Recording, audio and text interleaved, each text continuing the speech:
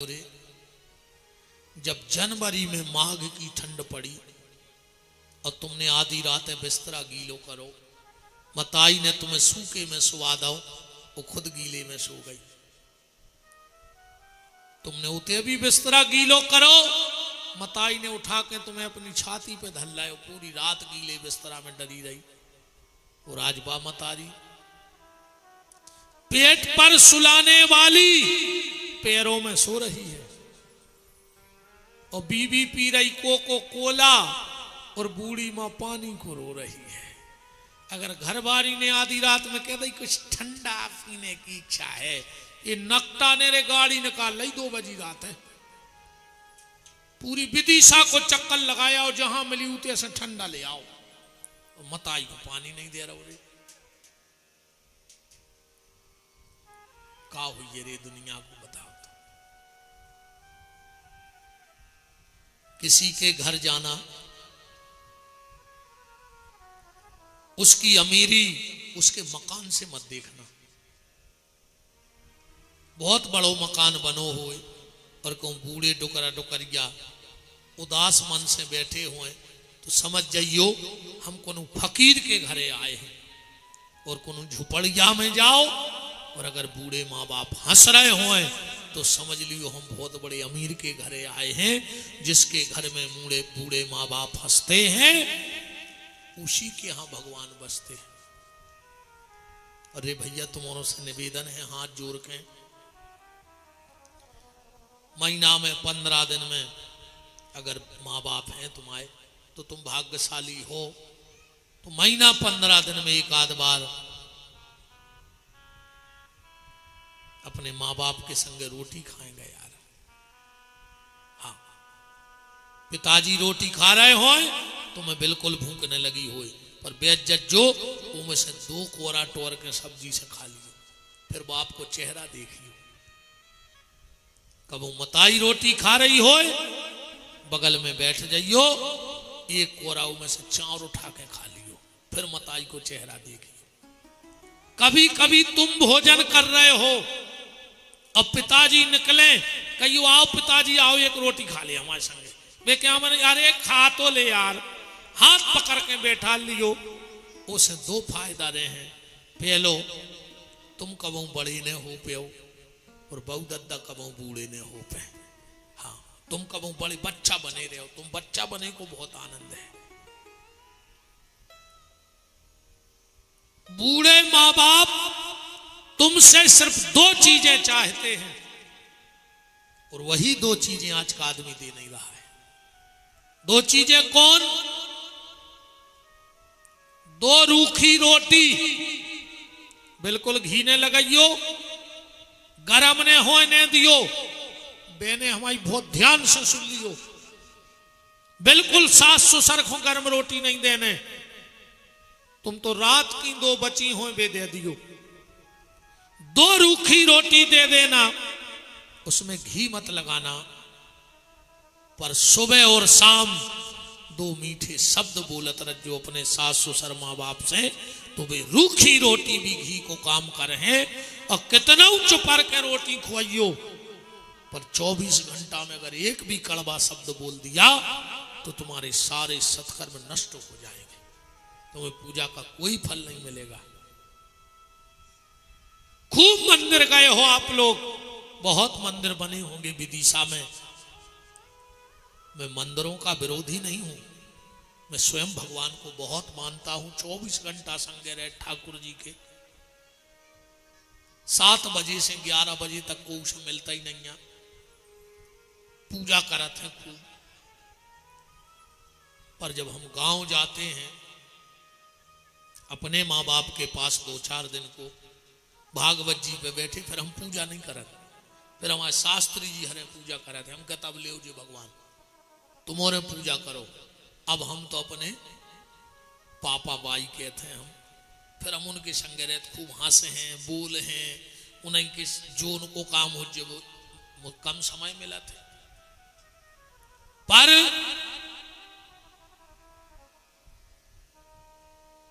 माँ बाप की सेवा करो। बहुत मंदिर तुमने घूम लिए, खूब मंदिर मंदिरों में सिर ठोक लिया, अब अपने मकान को मंदिर बनाने का मौका है, अपने बूढ़े माँ बाप को भगवान बनाने का मौका है। इस देह को देवालय बनाओ। माँ बाप जियत में स्वर्ग भुगा दे यार उनको, मरबे के बाद का पता का होने। जीते जी अपने माँ बाप को बैकुंठ के सुख दिखा दो, क्योंकि बहुत त्याग किया है माँ बाप ने हमारे और आपके लिए। जीते जी उनको स्वर्ग का अधिकारी बना दो, ऐसा माहौल बनाओ कि माँ बाप हंसते रहें। कभी कभार माँ बाप के पास बैठा करो। आज आदमी को समय नहीं है माँ बाप के पास बैठने का।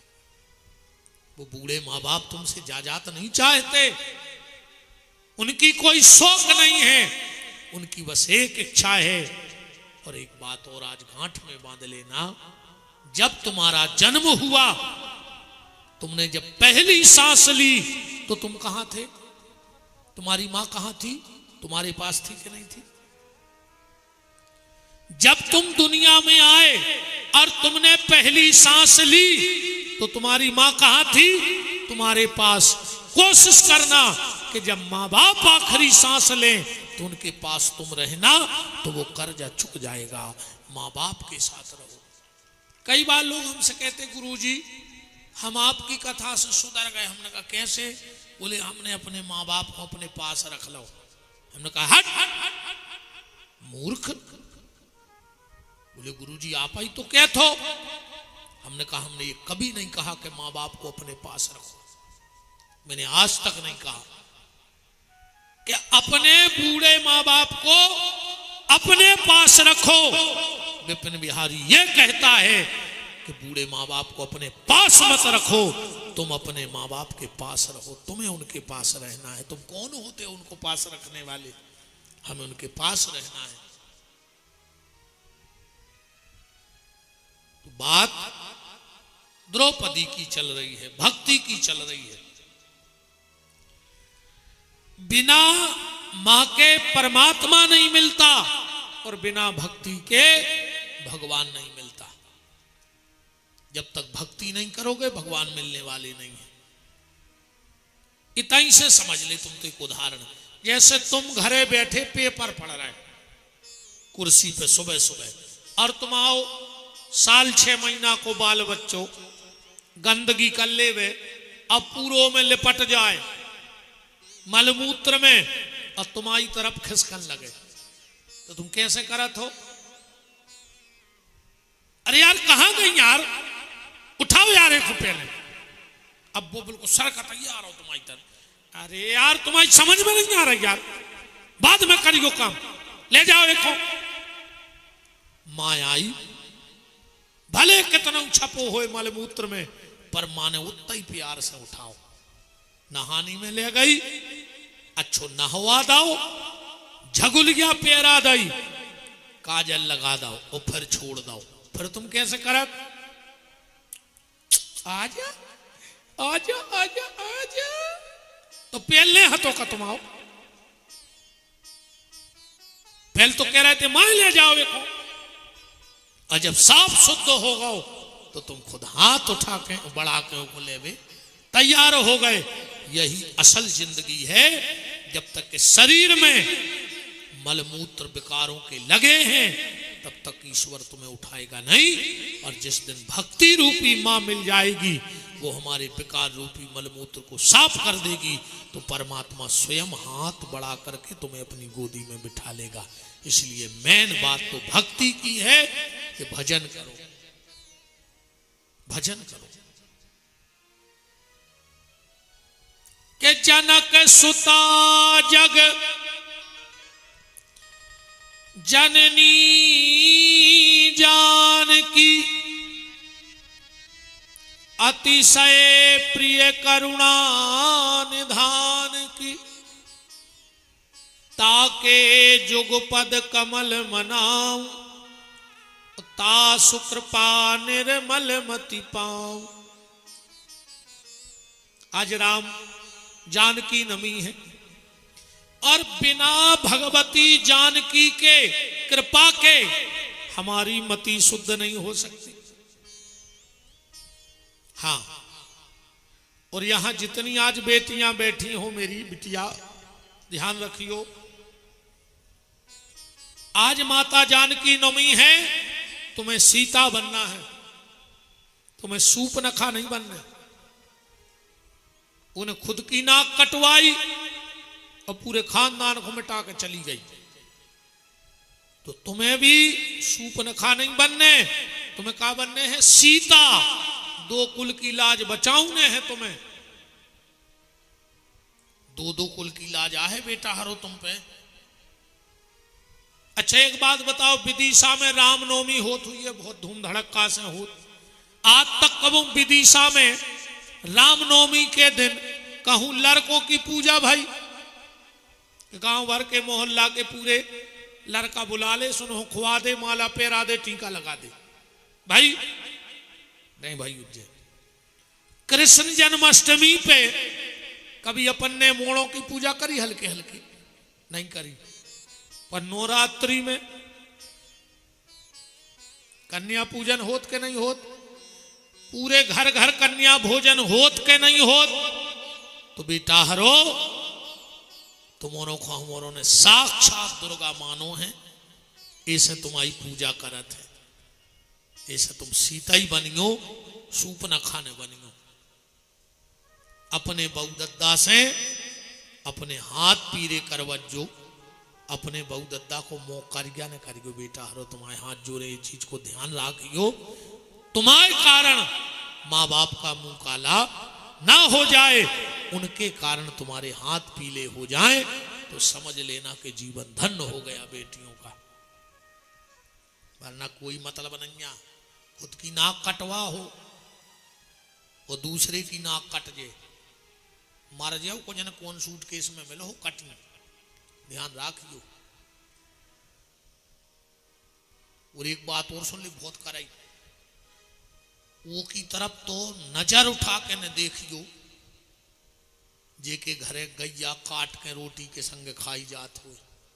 आजकल जो लव जिहाद को भारी चल रहा है, भोली भाली बिटियों को फंसा के उनको ब्याह में आओ नहीं करने, पापियों को तुमसे उतनी कमी है का उनके थे?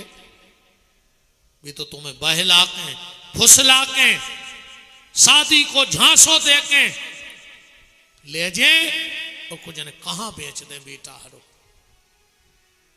तुमने खूब सोशल मीडिया पे फेसबुक पे आतरे से ये दृश्य देख रहे हो, वो घर की शोभा बनियो हमारी बेटा हरो, जेके घरे गैया को रोटी दई जात हुए, गैया की पूजा करी जात हुए, जे को पता हुए कि घर का कहात, बेन का कहात, रिश्ते नाते का कहात, देखो कछु पता ही नहीं है वो का रिश्ते न बे है। इसे वो घर की चौखट को तो थूकियो ने, जेके घरे गैया काट के खाई जात हुए, अपन वो घरे जाने जे घरे गैया की पूजा होत हुए। चीज को ध्यान रखियो। और तुमोरों से भी जितनी हमारी बहनें बैठी हैं, इन बिटियों को पराठे तो सिखाई दियो बनावो, पर कराटे भी सिखा दियो। अकेले पराठे ने बनवाओ इन बिटियों से हमारी, इनको पराठे बनावो सिखाओ, पर इनको कराटे भी सिखाओ। इनको उड़ाओ पर तितली बन के नहीं उड़ाओ। इनको डॉक्टर बनाओ, इनको इंजीनियर बनाओ। और आज हमारी देश की बेटियां, आज सर्वोच्च पद जो देश का होता है, राष्ट्रपति पद, उस पे भी भारत की एक बेटी बैठी है। बैठी है कि नहीं बैठी है? तो तुम पुलिस बनो, इंजीनियर बनो, डॉक्टर बनो, उड़ो, जरूरी है। बहुत आगे तक जाना है तुम लोगों को, पर तितली बन के नहीं, मधुमक्खी बन के उड़ो। संग एक डंक भी राखियो, एक डंक भी दो अपनी बिटियों को। अगर कोई पापी, कोई दुष्ट इनकी तरफ गलत नजर डालता है, तो अपनी बिटिया से कह दो कि छाती पे चढ़ के उसकी अतड़ियां निकाल के घरे ले अज्जो, जमानत करावे की गारंटी हमारी कहाई।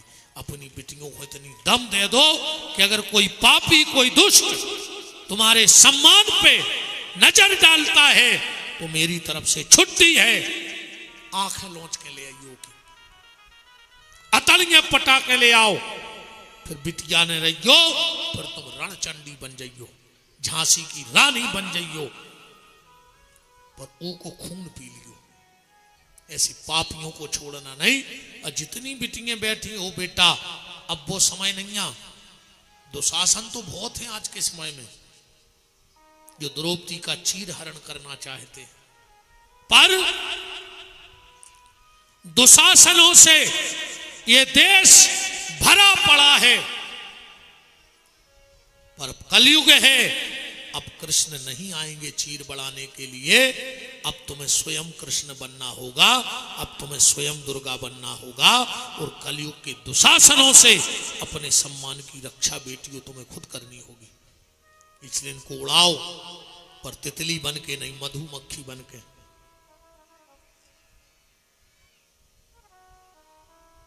एक और बात कह रहे, हो सकत कड़वी लग है, पर हम तो इसीलिए लगता है भगवान ने हमें पैदा करो है कि हमारे मुंह में उन्हें मिठास दई नहीं है।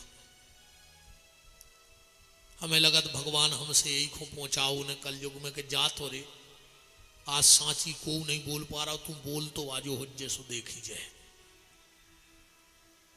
हमारे सच बोलवे से कई आदमी हमसे चिड़त हैं, कई आदमी कहते वो पागल है, कछु भी कह देते, पर सत्य हमेशा कड़वा होता है और उसके लिए यहां दम चाहिए बोलने के लिए।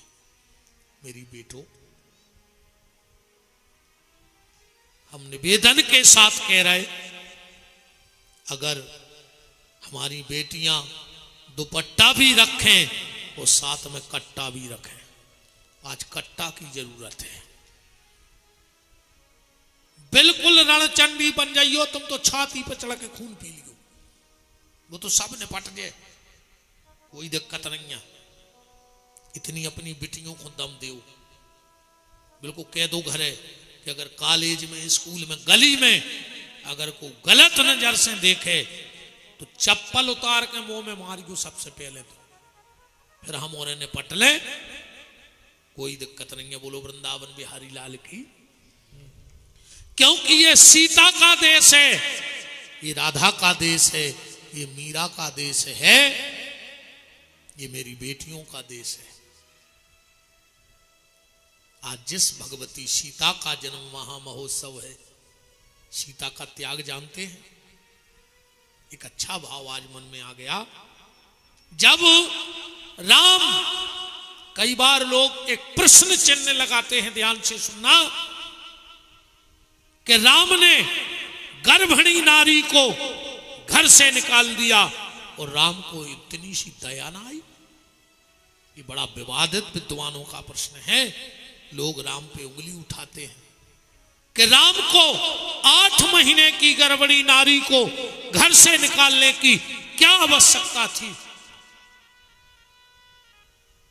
आओ जरा आज इस बात पे विचार करते हैं, क्योंकि आज सीता नवमी है, सीता का त्याग देखना है आप। राम जब रावण को मार करके अयोध्या गए और अयोध्या के सिंहासन पर बैठ गए, दैहिक दैविक भौतिक तापा और राम राज काहू नहीं व्यापा। राम राज्य में किसी को कोई दुख नहीं था। आज भी मंचों से कही जाते हैं राम राज्य लाना है, राम राज्य लाना है। ऐसे राम राज्य नहीं आता। राम जी ने 14 साल के लाने घर छोड़ दो, तो 14 साल के लाने कुर्सी त्यागी, जब कहूं जाके राम राज्य ले आए। और आज के नेता अगर 14 दिन खूब पार्टी से निष्कासित हो जाए तो धरना पे बेइज्जत, तुम लिया हो राम राज, तुम 14 दिन आखो तो कुर्सी नहीं छोड़ पा रहे। जिसको कुर्सी का मोह होगा वो राम राज्य नहीं ला सकता है। राम राज्य वही लाएगा जिसको कुर्सी का मोह ना होके जो इस राष्ट्र के लिए समर्पित होगा, वो राम राज्य की स्थापना करेगा। और आज तो कि तुम तो सो जा बारे वीर, और देश की जनता भूखों मर रही और नेता खा रहे खीर। तुम तो सो जा बारे वीर, पीठ के पीछे टंगी देख रही बापू की तस्वीर। और कुर्सी बनी द्रौपदी रानी, सो नेता मिलके खींचे चीर। तुम तो सो जा बारे वीर, देश की जनता भूखों मर रही और नेता खा रहे खीर। तुम तो सो जा बारे वीर।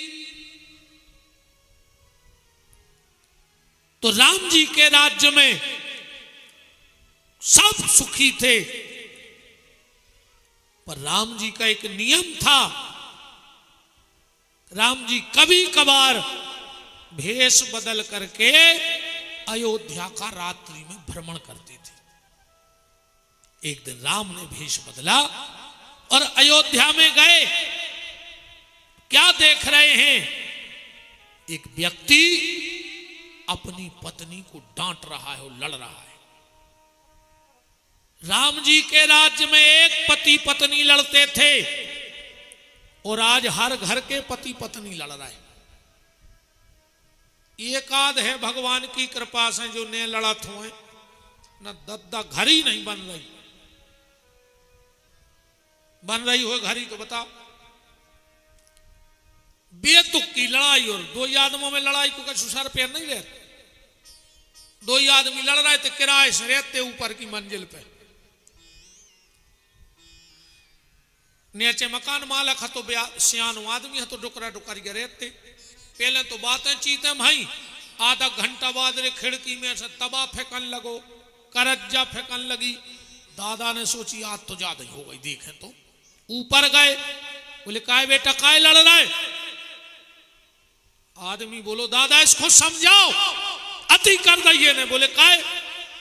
बोले जब हम कह रहे कि हम अपने मोड़ा को पुलिस में बने हैं और जा कह रही हम डॉक्टर बने। जा बताओ दादा, हम दिन रात मेहनत कर रहे, नौकरी कर रहे, पैसा ले आ रहे, तो हम आओ का तो अधिकार नहीं है कि हम अपने मोड़ा को पुलिस में भेजें। और घरवाली बोली दादा फैसला कर क्यों, हम बीमार रहे थे, हम सोच रहे मोड़ा डॉक्टर बन जाए, हमारी दवाई करत रहे, हमारी क्या गलती है? दादा बोले यार सके तो दो जने सही दे। चलो एक काम करो, वो लड़का को बुलाओ, उसे भी तो पूछो कि वो का बनने। बुलाओ लड़का है। दो ही बोले अब भाऊ नहीं।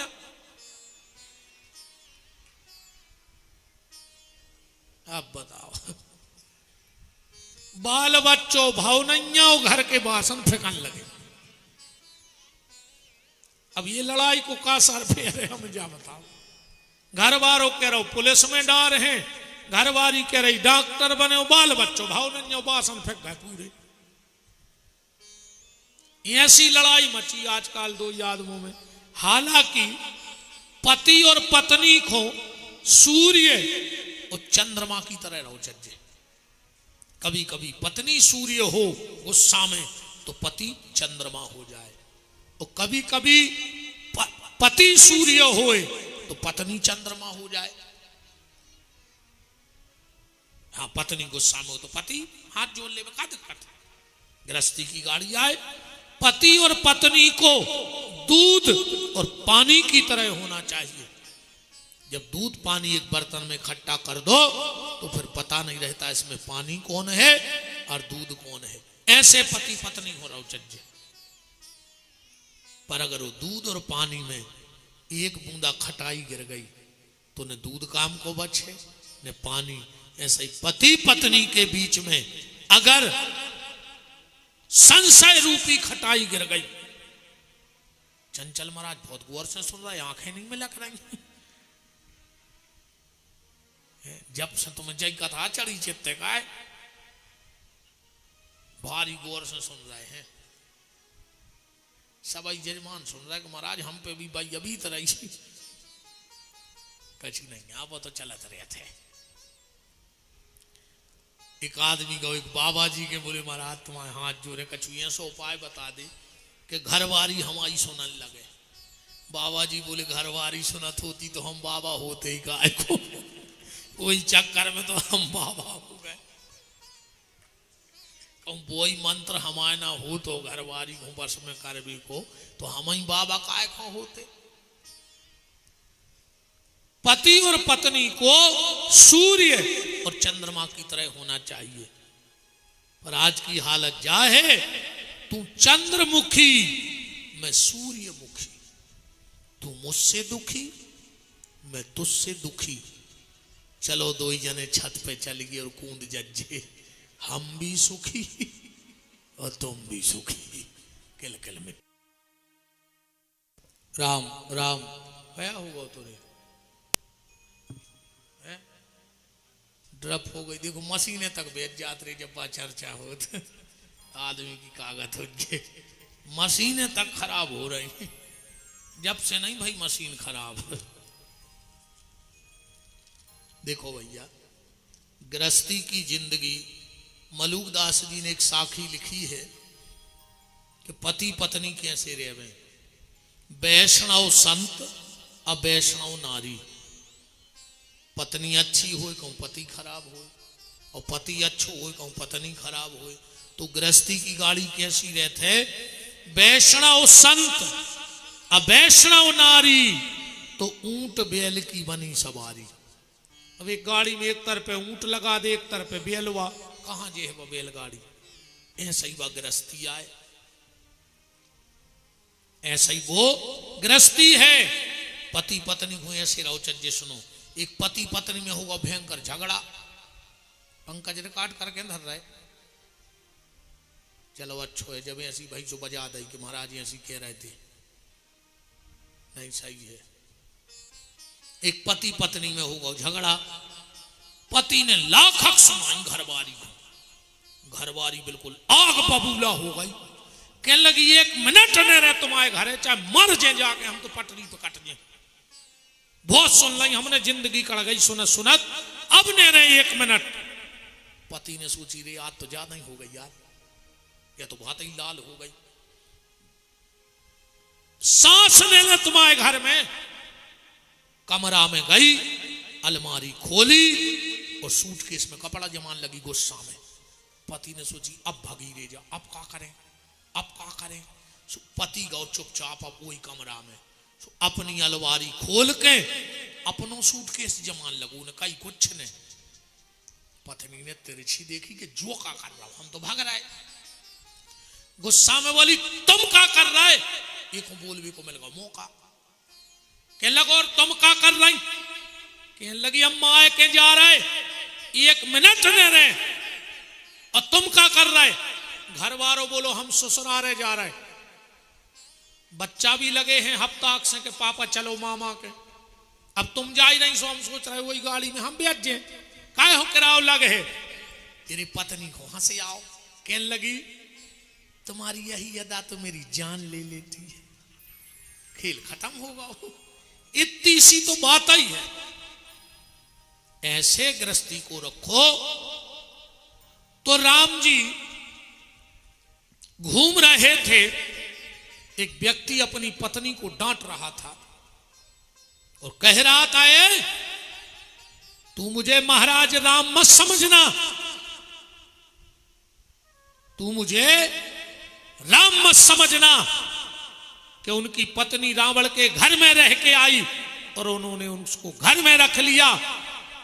मैं तुझे अपने घर में जगह नहीं दूंगा, मैं राम नहीं हूं।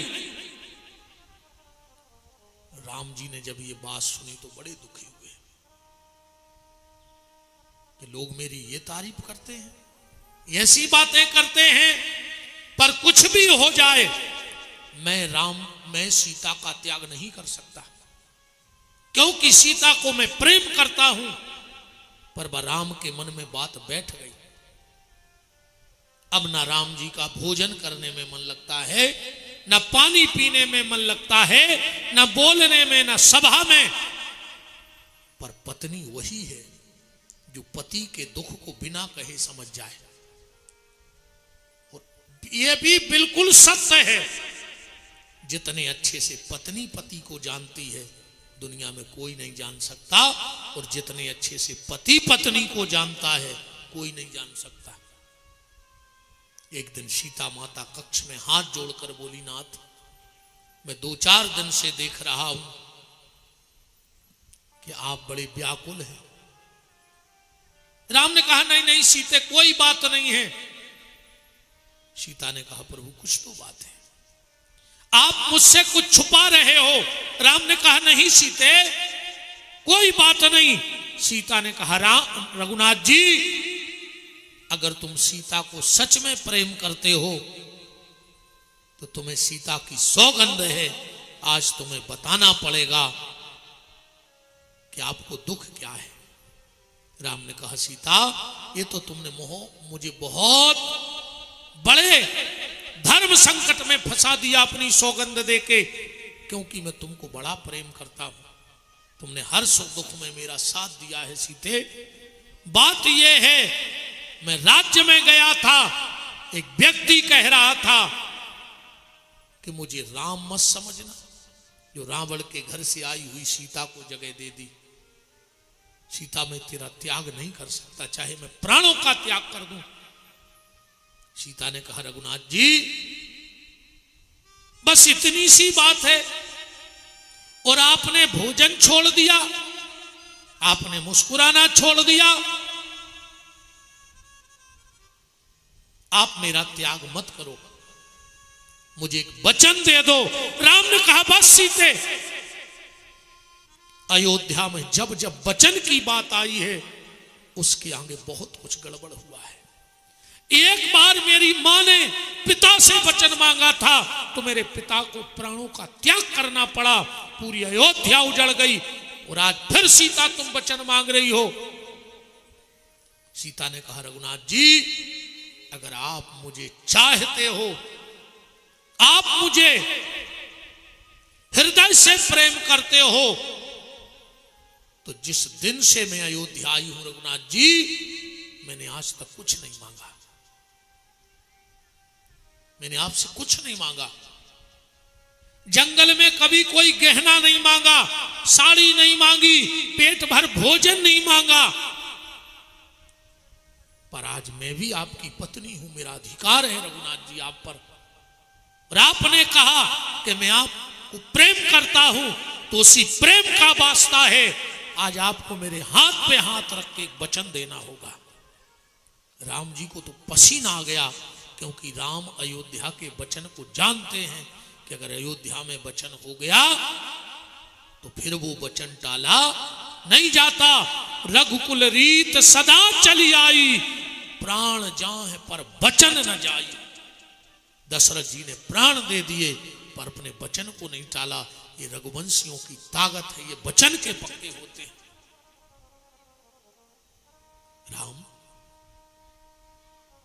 को पसीना आ गया, सीता मुझसे वचन मत ले, अब मैं वचन देने के लायक नहीं हूं, और अगर मैंने वचन दे दिया तो मैं रघुवंशी हूं। मेरे पिता जब प्राणों का त्याग कर सकते हैं तो राम भी प्राण त्याग देगा, पर वचन को नहीं तोड़ेगा।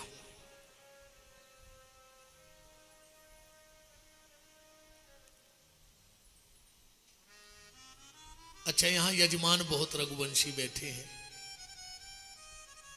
ये तो सूर्य वंश था, फिर ये रघुवंश कैसे हो गया? क्योंकि वंश कभी बदला नहीं जाता है। इतिहास में पहली बार ऐसा हुआ कि सूर्य वंश रघुवंश बन गया। ऐसा क्यों हुआ आज तो नहीं, मैं कल बताऊंगा कि सूर्य वंश से रघुवंश कैसे हो गया।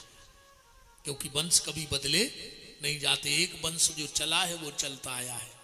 पर दुनिया का एक वंश ऐसा है जो था तो सूर्य वंश, फिर बीच में रघुवंश हो गया। क्या कर दिया था ऐसा महाराज रघु ने कि उनका वंश ही बदल गया। राम से वंश चल सकता था, हरिश्चंद्र से वंश चल सकता था, पर ऐसा क्या पुण्य प्रभाव था महाराज रघु का जिनके द्वारा उनका वंश ही चल गया, रघुवंश। आज तो नहीं, क्योंकि समय इस कथा को पूरा करें, कल इस पे चर्चा करेंगे। सीता ने कहा रघुनाथ जी मुझे आप वचन दो। राम ने हाथ पे हाथ रख के कहा सीते अगर मेरे वचन से तुझे ये प्रमाणित होता है कि मैं तुझसे प्रेम करता हूं तो आज राम फिर वचन देता है जैसा मेरे पिता ने वचन दिया था। लगता है आज उसी की पुनरावृत्ति फिर अयोध्या में हो रही है।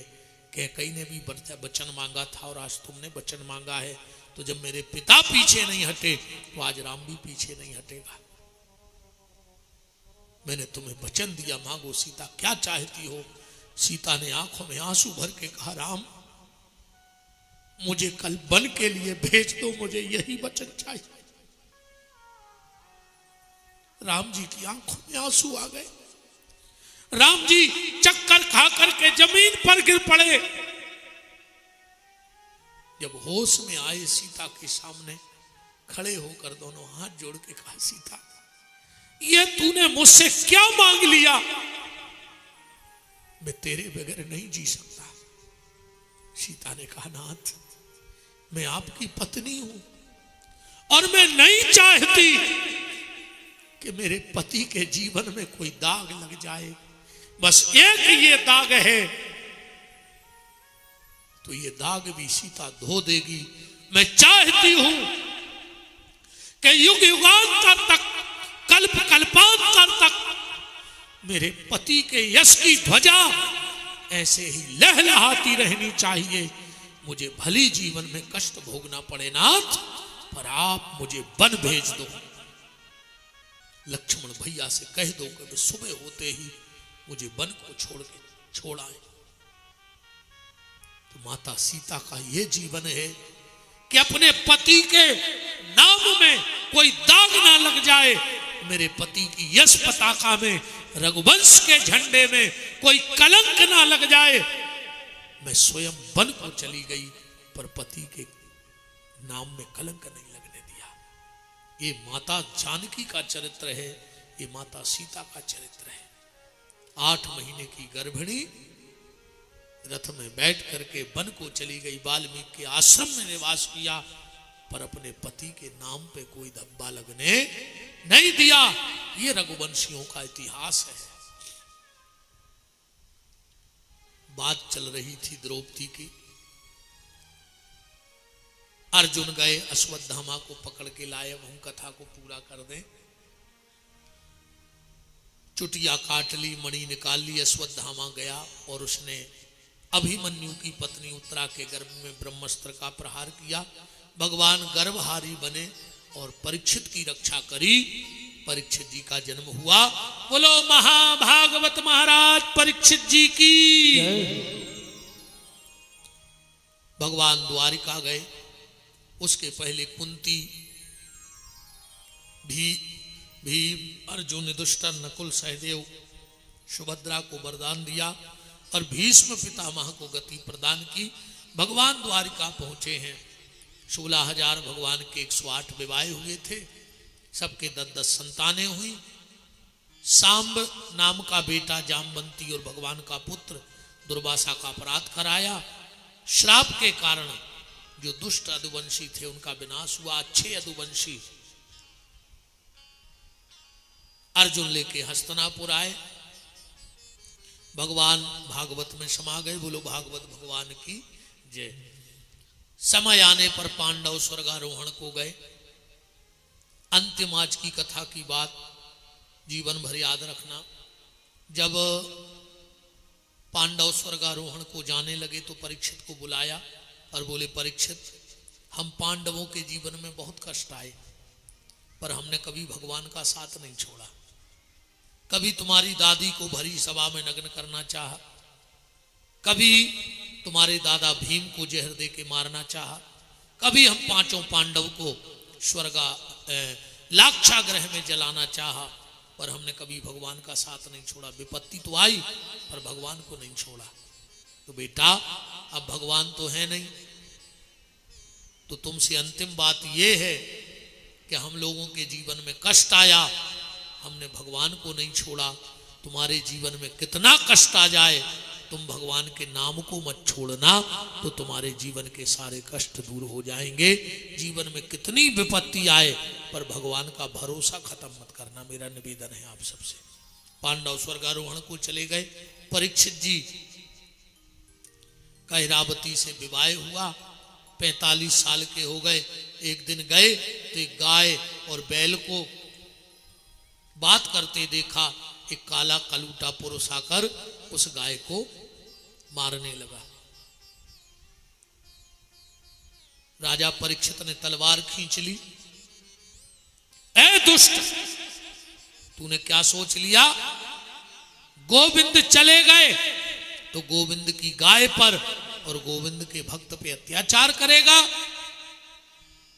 तो सुन ले, जब तक ये राजा परीक्षित जिंदा है, ना गोविंद की गाय पे आंच आएगी और न गोविंद के भक्त पे आंच आएगी। और वर्तमान स्थिति में सबसे ज्यादा अगर कोई दिक्कत में है तो गैया मैया है। कटती गैया करे पुकार, बंद करो ये अत्याचार। मत मार रे अधर्मी, में गैया हूं, दूध पिलाने के नाते तेरी मैया हूं। एक निवेदन है, परसों 27 अप्रैल को पूरे प्रदेश में जहां जहां साधु संत महात्मा गौ भक्त वैष्णव सनातनी निवास करते हैं, वो सब अपने अपने स्तर से अपने अगल बगल जहां भी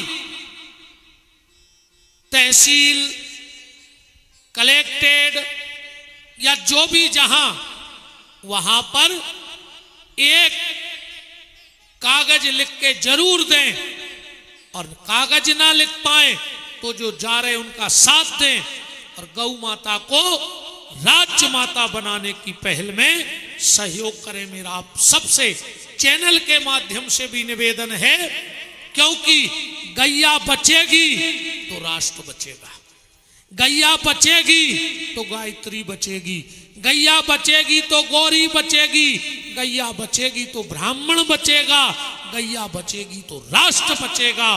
और अगर गैया नहीं रहेगी तो फिर कुछ नहीं रहेगा। मेरा निवेदन है आप सबसे। मैं भी परसों विदिशा में आप सबके साथ विवेकानंद चौराहे पर सभी भक्तों से मेरा निवेदन है, ठीक 10 बजे विवेकानंद चौराहे पे आप सब आवे, और अभी नहीं तो फिर कभी नहीं। ये भी ध्यान से सुन लो। सब लोगों से, चाहे मेरी बहनें हो माताएं हो, आप सबसे निवेदन है 10 बजे विवेकानंद चौराहा पहुंचो। हम भी आपके साथ रहेंगे, और विदिशा के जो कलेक्टर महोदय हैं, हम भी उनको एक ज्ञापन देंगे कि आप हमारी बात सरकार तक भेजें कि गौ माता को राष्ट्र माता, राज्य माता घोषित किया जाए। कुछ और मांगे रहेंगी गौ माता के प्रति। दिक्कत यह है, अगर गाय भी वोट डालती तो गाय के सारे अधिकार भी तक उसे मिल गए होते। गाय वोट नहीं डालती तो उसे कोई अधिकार मिल नहीं रहा है। इसलिए आप सबसे हाथ जोड़ के निवेदन है, विवेकानंद चौराहा ठीक 10 बजे आप सब इकट्ठे हो, एक दूसरे को और सूचित करें। लगना चाहिए कि विदिशा में भी गौ भक्त का झंडा लहलहा रहा है। आप सब मेरे साथ चलेंगे और बिल्कुल शांतिपूर्ण हम कलेक्टर साहब को ज्ञापन देंगे कि आप हमारी बात ऊपर तक पहुंचाओ। इसके लिए आप सबको आना है। परीक्षित की तरह परीक्षित ने एक गाय की रक्षा की, अब हमारा कर्तव्य है कि उस गौ वंश की रक्षा हमें करनी है, हमें बचाना है गौ माता को। बोलो गौ माता की। तो जहां जहां भी आप चैनल के माध्यम से हमें सुन रहे हो, कई लोग हमारे वीडियो पे कमेंट कर रहे हैं, महाराज तुम कितनी गईये रखें। मुझे जानने के पहले अपने आप को जान लो प्यारे, जिस दिन मुझे जान जाओगे उस दिन फिर तुम अपने आप को भूल जाओगे, मैं गारंटी देता हूं। मुझे अगर जान गए तो मैं गारंटी देता हूं तुम खुद को भूलकर मुझ में मिल जाओगे और सारी बुराई खत्म होकर तुम सच्चे रास्ते पे चल पड़ोगे।